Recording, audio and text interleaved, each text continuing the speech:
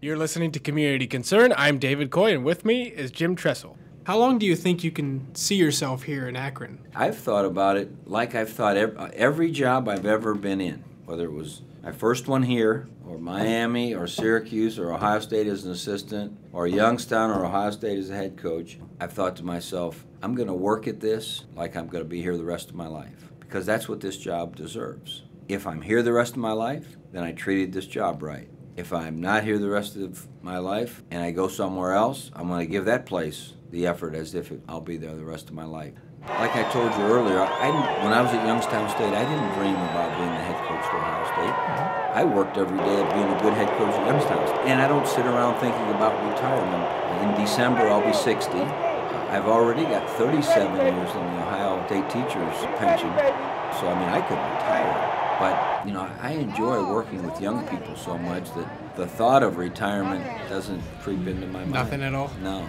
Have you ever thought about yourself as more like an administrator instead of an educator? When I made the transition from an assistant coach to a head coach, I then had to make the transition from being simply a teacher to a teacher and an administrator, because I had to administrate a whole program. I think because I've had a chance to do both, teach and administrate, I'm comfortable here with the fact that I am a teacher and an administrator.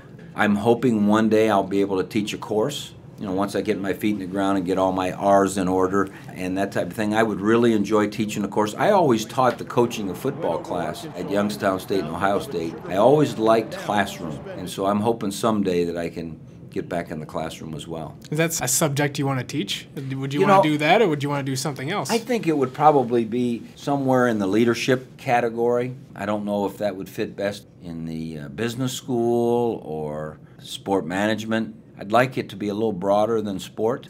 For right now, I've got plenty to do, so hopefully a year from now, things will be in order well enough that I'll be getting ready to maybe teach a class. Do you still feel like you're touching young people's lives to this day, or is it more of an office role?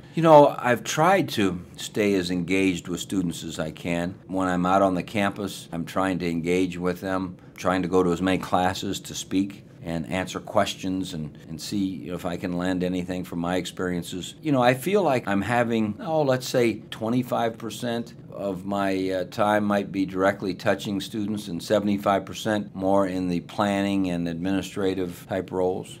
Someday I'd like to really have the life of Riley and simply just work with students, because that's the fun part. That's watching someone learn and then apply it. To me, that's the fun. Going back to your graduate assistant days to where you are now, have you had the same exact goal? I think the underlying passion that I have is to serve other people. It had an evolution of sorts as it evolved in the football world. I never dreamed a little guy that played Division III football would be coaching in a national championship game in Division I. What are the odds? But I always knew I'd be serving people. But I think the core part of what you want to do, to me, it's all about the kids. I had 105 players, and I treated them like they were my own, and their parents knew that. And they knew that I always put them first. That service component that my mom and dad taught me growing up, when that grabs a hold of you and then you see the impact it can have, it becomes an insatiable need to keep doing it. I spoke with Larry Allen. He was communication director for the OSU libraries. Sure. He was telling me that you used to help out with the whole renovation process. Yeah, we did. The OSU libraries. $110 million worth. Yeah, he was telling me that you co-chaired that. I did. Yeah, my wife and I co-chaired it. Were you thinking about being involved like that here at Akron? Well, I think once you're entrenched in a community and you've got a lot of relationships built, that you can be very helpful. I think I'm most interested to start with getting involved with the programming that can help our students succeed. But there'll be a day, I'm sure, when I'm heavily involved in the fundraising, and there's only so many hours in the day right now, and I'm most focused on the student programs. Are you thinking about getting involved in the Akron community besides the university? Yeah, to the best of our ability. My wife Ellen told me the other day, she said, I think you're working more hours than you did when you coached. Usually I leave the house by 6 and I would come home at 10 o'clock at night when I was coaching. Now I get home, depending upon the night. Tonight won't be real early, but anywhere from 7 to 9 at night. It's hard to get real involved in the community when you're so passionate about the university. But the nice thing about it is that the university intersects with the community so often, so naturally community activity occurs. Are you heavily involved in the University Park Alliance right now? Not really. I've sat in on some of the meetings. Candace Campbell-Jackson, our chief of staff, and Dr. Proenza have probably been most involved, but I have a little handle on what they're trying to do, and they're trying to create a great environment. It just sounds like that you've been working so hard. You had at least 12-hour days. Well, when you love what you're doing, yeah, you get tired. In fact, I used to always worry about my players when they were running in conditioning drills if they weren't tired. That told me that they didn't practice very hard the whole practice. If our employees aren't tired when they leave here today, I don't know if they gave everything. Absolutely, you get tired, but you get fueled when you see a student who the university made a difference for. You get fueled by, walk down campus, you see those light bulbs pop on in people's heads like, hey, I can do this. That just gives you a little bit more of that energy that can, help you get ready for the next day. 5 years from now, you might have the opportunity to coach again in the NCAA. Did you ever have that cross your mind about doing that again, or do you feel like your coaching days are over? Well, really, I could coach in the NCAA right now. A school would just need to write a letter saying, here's why we think it's a good idea for Jim to coach here. So I don't have really a... No ban or anything? Yeah, I don't have a ban. Now, that being said, I don't know that, as I sit here today, that I have that interest.